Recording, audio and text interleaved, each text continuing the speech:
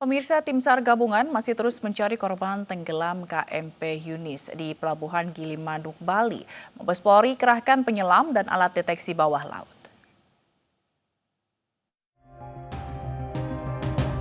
Tim SAR gabungan memastikan KMP Yunisi tenggelam karena kehilangan keseimbangan setelah diterjang ombak pada bagian belakang kapal. Kapal tenggelam di kedalaman 50 hingga 75 meter. Kapal mengangkut 41 penumpang umum, 13 ABK, dan 3 orang yang bekerja di kantin kapal. KMP Yunisi juga mengangkut 22 kendaraan. Hari ketiga pasca tenggelamnya KMP Yunisi, pencarian korban terus dilakukan tim SAR gabungan untuk mengetahui keberadaan bangkai kapal. Mabes Polri akan kerahkan penyelam dan alat deteksi bawah laut. Saya kirimkan tim dari Direktorat Polair Tarakan dengan peralatan-peralatan untuk menentukan atau mencari di mana letak kapal, posisi kapal yang tenggelam itu. Karena informasi sudah terbawa arus. Pencarian akan difokuskan dengan menyusuri perairan Selat Bali hingga Laut Selatan Jembrana. Data terbaru Basarnas, terdapat 18 orang yang dilaporkan masih hilang. Namun, dari belasan nama yang hilang, hanya 5 yang tercatat di manifest. Diduga, selebihnya merupakan penumpang gelap. Tim Liputan iNews melaporkan. Untuk mengetahui penyebab pasti tenggelamnya KMP Yunisi, polisi memeriksa 12 orang saksi. Pemeriksaan dilakukan di KP3 Ketapang, Banyuwangi, Jawa Timur.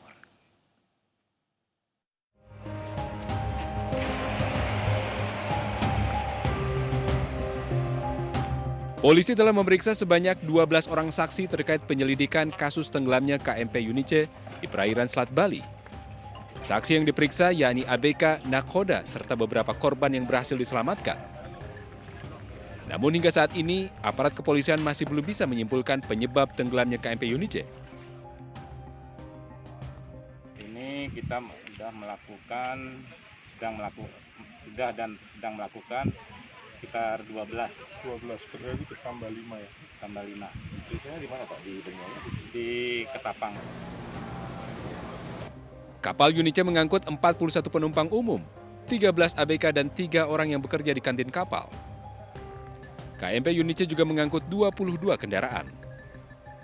Korban ini yang diselamatkan oleh beberapa kapal-kapal Roro dari Gilimanuk yang akan berangkat ke Ketapang, itu ada sekitar 36 yang kemarin langsung menuju ke dermaga Ketapang ini. 36 dalam keadaan selamat.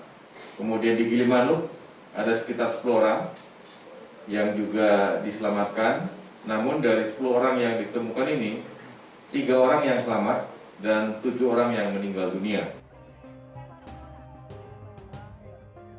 Hingga kini, tim SAR gabungan masih mencari 16 penumpang KMP Yunice. Keberadaan kapal juga belum ditemukan karena terseret arus laut dan diperkirakan bergeser ke selatan dari titik tenggelam. Tim Liputan iNews melaporkan.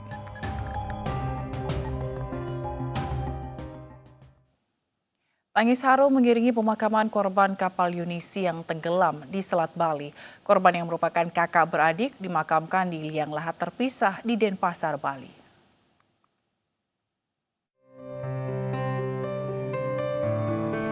Duka keluarga tak terbendung saat mengetahui Alivia Putri Sugiyarti dan Bagas Putra Sugiyarto menjadi korban kapal Yunis yang tenggelam di Selat Bali 2 hari lalu. Prosesi pemakaman pun dilewati dengan duka mendalam oleh keluarga dan kerabat saat mengantarkan jenazah ke pemakaman umum Muslim di Jalan Pendidikan Denpasar, Bali. Kakak beradik ini dimakamkan di liang lahat terpisah. Mama saya, ibu saya, bilang kok ada namanya Alivia. Langsung kontak teman-teman, ternyata benar Alivia udah nggak ada. Yang meninggal tuh cuma Alivia sama adiknya. Sama satunya temannya belum ketemu.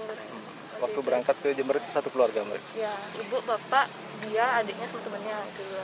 Itu temannya belum. Korban bersama kedua orang tuanya berangkat dari Jember menuju Bali menggunakan satu mobil bersama seorang sopir yang hingga kini belum ditemukan. Sementara kedua orang tuanya selamat. Dari Denpasar, Bali, Indira Ari, iNews melaporkan. Pemirsa, peringatan Hari Bayangkara atau HUT Polri ke-75 dirayakan secara tertutup dan virtual. Presiden Joko Widodo menjadi inspektur upacara dari Istana Negara. Menetapkan dan seterusnya nomor Presiden Joko Widodo menjadi inspektur upacara Hari Bayangkara atau HUT Polri ke-75 di Istana Negara Jakarta. Upacara dihadiri oleh Wakil Presiden Republik Indonesia, Ma'ruf Amin di Istana. Sementara petinggi dan pejabat pemerintah lainnya mengikuti upacara secara virtual. Tema HUT Bayangkara tahun ini adalah transformasi Polri yang presisi, mendukung percepatan penanganan COVID-19 untuk masyarakat sehat dan pemulihan ekonomi nasional menuju Indonesia maju. Salam sejahtera bagi kita semuanya. Pertama-tama kepada keluarga besar Kepolisian Negara Republik Indonesia, dimanapun saudara-saudara bertugas, saya mengucapkan selamat Hari Bayangkara ke-75 dan juga menyampaikan apresiasi yang setinggi-tingginya atas kerja keras jajaran Polri dalam menangani pandemi COVID-19 sekarang ini. Yang berkaitan dengan Karhutla. Kapolda, terima kasih. Usai upacara, Presiden menyapa dan berdialog dengan sejumlah Polda dan Polres jajaran secara daring mengenai penanganan pandemi di daerahnya. Dalam perayaan HUT Bayangkara ke-75, Presiden mengapresiasi kinerja Polri dalam membantu pemerintah menangani pandemi COVID-19. Dari Jakarta, Tim Liputan iNews melaporkan.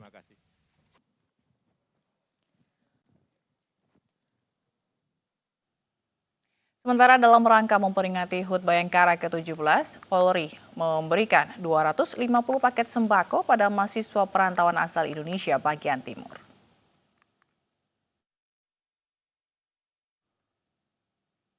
Bantuan untuk mahasiswa perantauan di Indonesia bagian timur digelar di Universitas Tama Jagakarsa, Jakarta Selatan. Bantuan diserahkan Kabiro Reformasi Birokrasi Polri, Asisten Kapolri Bidang Perencanaan dan Anggaran, Irjen Pol Iwayan Sunarta.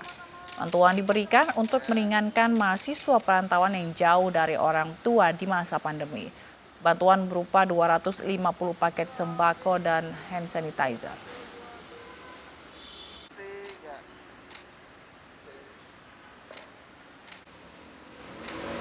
Masyarakat mengalami kesulitan, apalagi para adik-adik kita, para mahasiswa ini belum bisa pulang. Nah, apalagi situasi pembatasan sekarang, kita Polri dalam rangka hari ulang tahun Bayangkara yang ke-75 turut serta berbagi kasih untuk memberikan dukungan bantuan. Semoga dukungan bantuan ini... Tidak hanya mahasiswa, bantuan paket sembako dan sanitizer juga diberikan bagi pengojek, fakir miskin, dan warga kurang mampu di kawasan Pabuaran, Cibinong, Jawa Barat.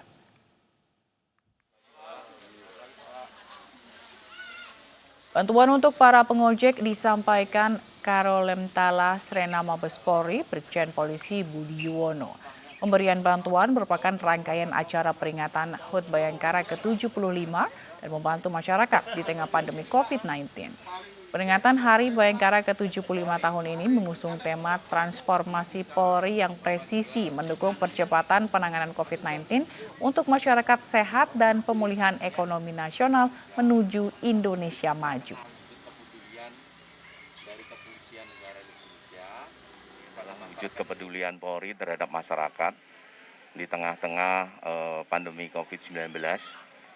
Kami datang ke sini untuk membagikan sembako, ya, paket sembako, dan juga disertai masker serta hand sanitizer. Alhamdulillah bersyukur sekali dengan adanya bantuan ini. Semoga berkah bantuan tersebut kepada keluarga kami dan rekan-rekan kami.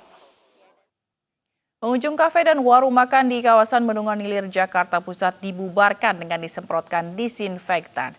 Informasinya akan hadir sesaat lagi. Tetaplah bersama kami.